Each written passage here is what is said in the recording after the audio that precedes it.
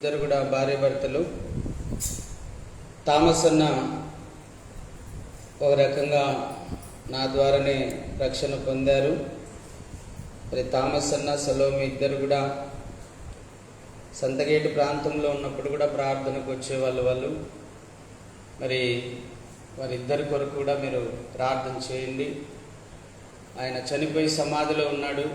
ప్రభు వచ్చినప్పుడు ఆయన లేపబడాలని, దేవుని రాజ్యానికి వారసులు కావాలని మనమందరం కూడా ప్రభుకు జ్ఞాపకం చేయాలి. అంతేకాకుండా మరి సలోమి అమ్మగారి యొక్క అక్కగారి కుమారుడు వెనుక మన మధ్యన ఉన్నాడు, సుబ్బారావు అన్నగారు. అన్నగారు అమ్మగారు కలిసి ఈరోజు మందిరంలో సంఘానికి భోజనం సిద్ధపరిచారు.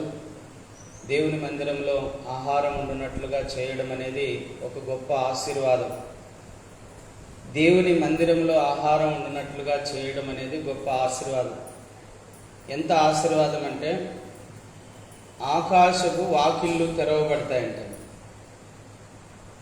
ఏం తెరవబడతాయమ్మా?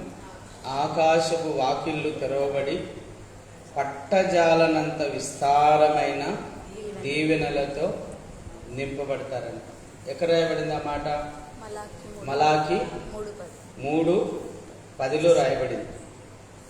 దేవుని మందిరంలో ఆహారం ఉండినట్లుగా సహాయపడినటువంటి సలోమి అమ్మగారికి, అలాగే సుబ్బారావు అన్న గారికి దేవుడు ఆ విధంగా ఆశీర్వదించునుగాక.